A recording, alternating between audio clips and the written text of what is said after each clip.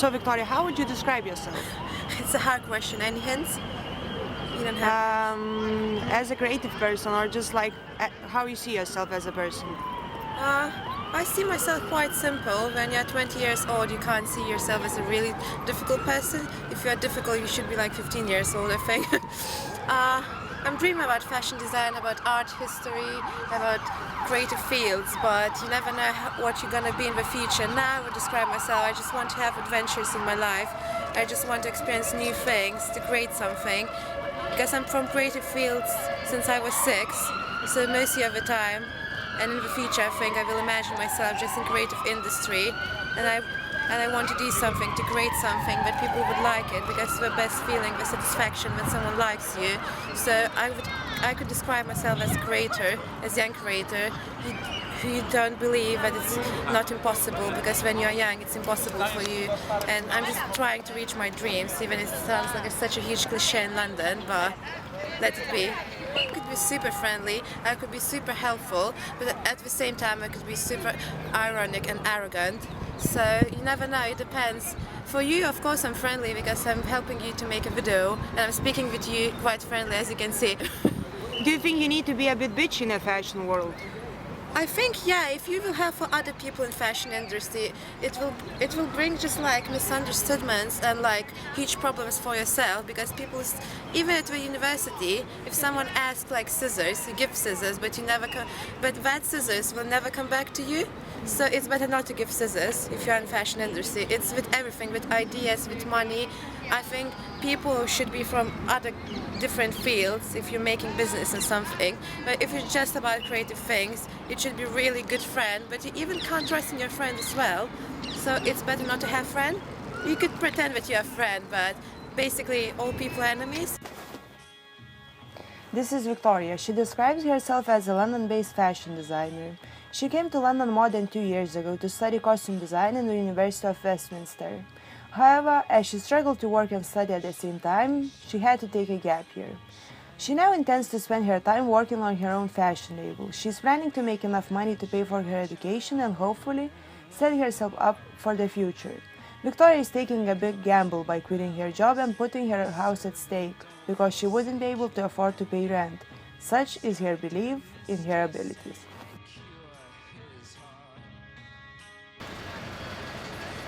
I met with Victoria and we went to her favorite fabric shop in Shepherd's Bush to buy the materials for her collection.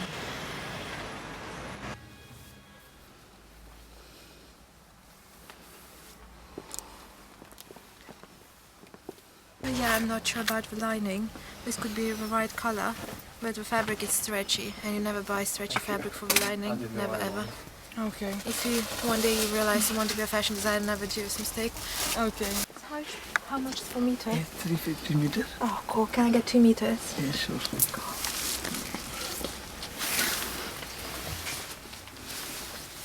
2 meter, yeah? Yeah, 2 meters. Maybe 2 meters and a half. Yeah.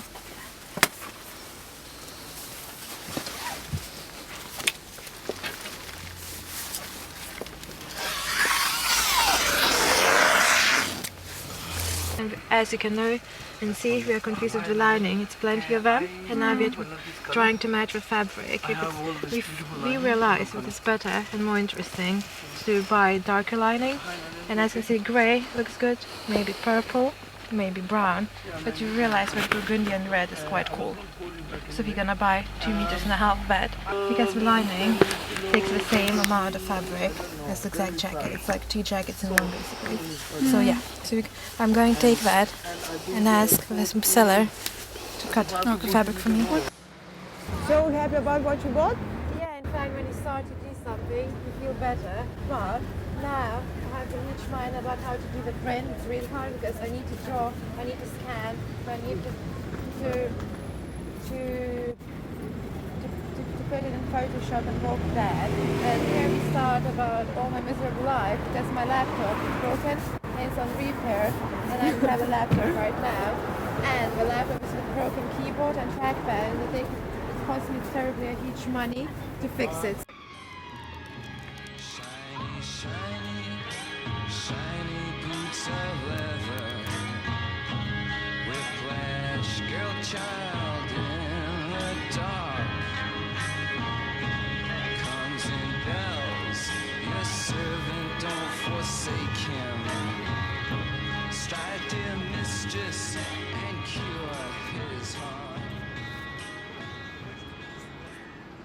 So what this place reminds you of? All the time. I had been here for a million of times because all the time I buy fabrics. It's quite sentimental for me because the first time when I came to London, like 4 years ago for the interview, I lived here at my American friend's place. And I thought it's quite nice because of course the flat was quite nice. So I thought this place is quite cool. It's like the first place in London where I have been. So it's like quite sentimental for me. And all the time when I buy fabrics, I come to this bar to have a cigarette. First bad thing that I'm miserable with my life. Second bad thing that I have is smoker. But like all arts people do that, so it's not exception. And as you can see, it's a port cigar if you speak like international, but British English people prefer Vanity Fair case, Vanity case. So I think it's quite ridiculous name. But like for me, because I'm glamorous and beautiful, it's a good thing. Okay, I'm not thinking about me like that. But if you're working with arts, you need to believe in yourself. So you need to think you're glamorous and special, even if you're not, of course. Because if not you, who else will believe in you? So in that case, I'm just one person, maybe just you, plus you, and a few of my friends who give me money, believe in me. So, yeah. So I went to Victoria's house to see what progress she's made. So Victoria, how did you quit your course? How did you take gap year and why? Like from that, it was like almost 1 year ago. Okay, not 1 year ago. It was at the end of September. At the time I found a job and I thought it would be okay to work like part-time and go to uni, so I was quite happy. So I started uni, and then like after 2 weeks I realized that it's much more harder than I expected. Like I had so much stuff to do, it was so tough, so intense. Basically it's like proper job, full-time, but nobody's paying for you, you're working just for yourself. And I was struggling really much. Like I was late into uni, I was late into job, and I was late into both of them, and my managers were angry, my tutors were really angry, and I felt like I couldn't stand it anymore. So the part of the second year was we need to have internships, and for internships you need to have like brand new portfolio, like to show for the people what you're able. And the main problem was that I didn't have portfolio, like brand new. I found a job like at the middle of the summer. I was a sales assistant at New Look. Okay, it doesn't sound really good, it sounds quite pathetic, because people expect from me that you're gonna work at least a Topshop or something like high fashion brands like Louis Vuitton or something. Yeah, I was working during all Christmas time because you got more hours, you earn more money, but afterwards I was like so tired. I even had like night shifts. I think it's even not really legal because night shift took like 12 hours. Okay, we had loads of breaks, but what kind of shift takes like 12 hours? And I was really tired of that, and after Christmas we cut my hours, so I said like I can't stand anymore. And one of the managers all the time were complaining that you're not good enough, you're not smiling enough, maybe it's of your mentality, and I think it's to say that you're not smiling because of your mentality is discrimination. And on the other hand, I'm not working in NASA, I'm not making rockets, it's not science. And I felt the worst feeling is that your manager is more stupid than you. So, Okay. yeah. Tell me about the day when you left the job. You remember you told me before. Yeah. I know, I just came to work and the manager said she wants to speak with me. And I thought like, okay, it will be the same shit as always, basically. Always like what? Always like, when we ask me, we just like, oh, can you please smile more, be more energetic, and stuff like that. Because we see like, because I think one of the managers didn't like me from the beginning. We had like 5 different managers and supervisors, but the head of that, she never liked me. So what happened that day? So, and she told me like, she's not happy about me and blah blah blah blah blah blah. Because, and like, she wants me to work faster, to smile more, be more gentle with clients. And I said it's ridiculous. I worked here like for 8 months and you never complained during that period, like a little bit. And after 8 months you're saying you're thinking I'm not right for a place. Because she said like she's giving 2 weeks for me to change my view to the customer and to working at the huge brand and community. And I feel like I don't care, I wanted to quit, and like, if you wanted me fired after 2 weeks, could you do that now? And I said like, I'm quitting now in that case. And then, the most ridiculous station was that she became really pissed on me, and quite like, angry, and just So then I just left. It was becoming more and more clear that Victoria's plan wasn't working. She dropped out of uni 8 months ago and has nothing to show for her time. Victoria has quit her job because of differences with her bosses. She quit uni because she needed to build a portfolio. I was beginning to feel like maybe this project was just too much for her. So we are in front of the British Museum. It's 1:30 and Victoria is running 40 minutes late again. And we are just sitting here hoping she will come soon that we could actually go support her. So Victoria, what do you like the most about this place? I like how it looks from outside. It looks really, really old and like a Hayek, and it's quite strange to see that in London. What about art pieces here? Are they like your style or? And not really, like, not particularly, because like history museums I sometimes find quite boring because we have like huge exhibitions and halls about Asian art, and I hate Asian art just like in general. Would you say like art was kind of from your childhood? It wasn't like one Yeah. of the biggest like hobbies in your life? Even it's not a hobby. Some children are good like in math or chemistry. Of course I was good at math. I was good at everything basically at school. But like art was something I was so into it. I was like all the time draw, all the go to like activities for the children, for the teenagers, do arts all the time. And I found it so interesting because how more you practice, you have better and bigger skills to do it. So I think it's fascinating. It had been a week since I had spoken to Victoria. I phoned to check her progress and to see that everything was going okay. It was then that she told me she had been evicted from her house and was living on a mattress on the floor of her friend's bedroom.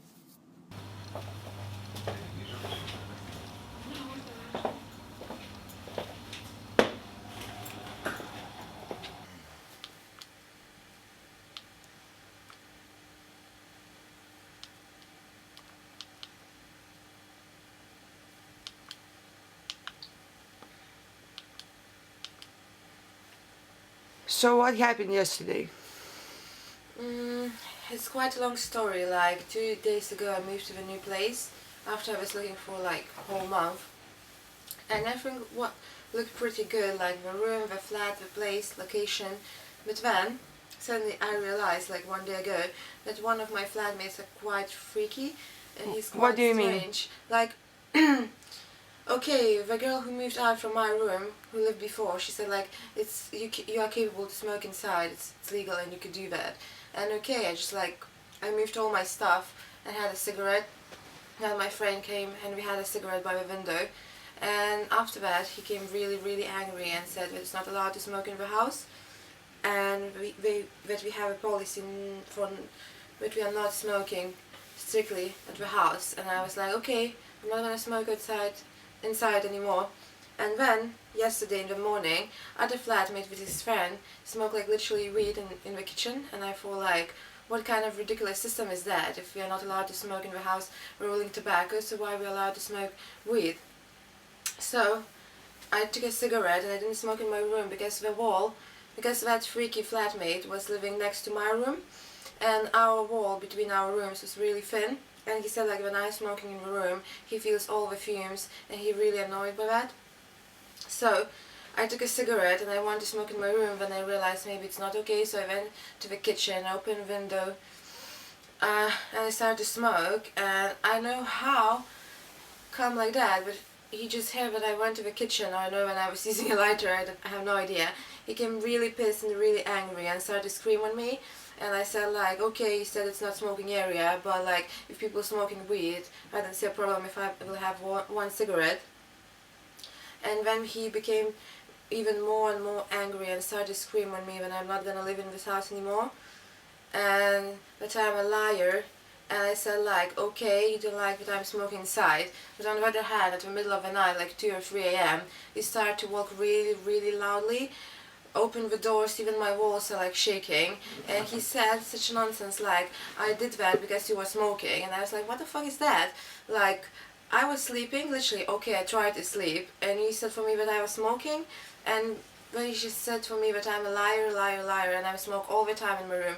And I know it sounds like true because I smoke all the time, but in that case it wasn't reality. I didn't smoke at that moment. So, and I thought, okay, he's really angry, he's really pissed, but okay, somehow I will survive. And the landlord was screaming on me. He was shouting, and he's like, "I'm British. You're not from my country." And Peter told me everything what you do in the house, and it's not allowed to smoke in the house. And I want to evict you. You're evicted. And I was like, "What? Sorry." It's like, "Victoria, you're a fucking cunt, and you don't have permission to smoke in the house. All the flatmates hate you." Basically screaming, and saying loads of fucking cunt, you need to go, you will need to sleep in the cold weather when it's raining outside. I want you to move out tonight. And I said, like, "How tonight? I have loads of stuff." And he's like, "I don't care, do you want me to come and throw you away?" Random things, especially if he thinks that I'm some kind of like from different country. If I'm from East Europe, is something wrong with that because I'm not British, which is ridiculous. Just stupid people can tell stuff like that.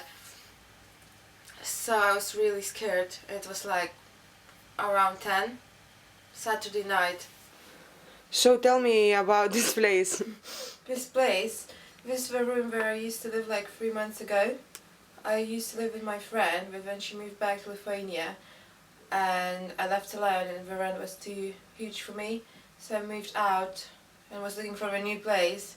And I gave this room, like literally I told her that the room is free, for my friend David, who's on the bed right now. So how come are you here again then? It's quite ridiculous, of course, because it started like, I was looking for a new place like for 1 month, around approximately, because it's really hard to find a good place in February in London, to be honest. Close to the- So do you think you Slower for, than lėčiau kalbėjo. for how long you're planning to stay here now? I guess for around a week, maybe. Okay. If David will be okay with that. Yeah, I am. Cool. Taip sumą padaryk, kad nedat. Tai gal irgi mikrofą reikia? No, David. Yes, Yes? yes. Cool. So how did you meet Victoria? I met her at a party at a friend's house in September when I just moved to London. What did you thought of her? At first I thought she was weird a bit. Why she was weird a bit? I don't know, because she was like not wanting to party and stuff. And how would you describe her now? Simple, fun girl. Okay. So the day when she got kicked out of her flat, did you help her? Yeah. What did you do? I just helped her carry clothes, mattress, everything. So now she's staying at your place. Are you alright with that? Yeah. Okay. So you like her as a friend and you're happy to help? Yes. Okay. So what did you do yesterday? So yesterday, after we carried everything, we decided to go to Fabric. We went to Fabric for a bit, and after that we went to a after party in Bethnal Green. Oh, so like yesterday when we were driving, the last thing, it was a mattress, as you can see on the ground, and plus a blanket. And we saw one of my classmates who is living in the same house, and I didn't communicate never with him, like properly. I remember once we sat in the train and he's like, "Oh, from where are you? From Poland?" And I felt so pissed and I said like, "No, are you from Poland?" So it was like first and the second time basically when we spoke. So yeah, we were trying a mattress and he was going literally next to us. And I thought, what if he should think like, "Oh, this Victoria, I never communicate with her properly. She took a gap year and she's trying mattress at the middle of the night in Bethnal Green with some kind of strange guy to my house." So I think it should look quite bizarre. I was surprised at the living situation Victoria had found herself in. It seemed like such a short period of time, from her planning her own fashion line to her living on the floor on a mattress she had dragged in the rain to her friend's tiny flat. It is perhaps understandable that she resorted to using drugs and alcohol. She has been through a lot in a short period of time. I was worried for her.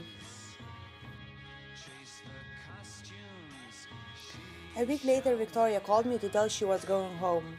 I met her at the bus stop to speak to her about her plans. However, it was clear she was upset and didn't want to talk about it. Her gap year had gone wrong and she was now heading to the airport.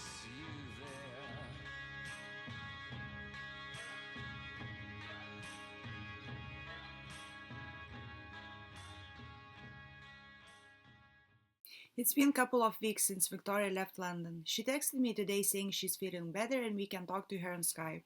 So now I will call her on Skype and we will see how she's doing in Lithuania. So, how are you, Victoria? I guess I'm fine. I think it's okay. What have you been up to? Sorry? What have you been up to this week?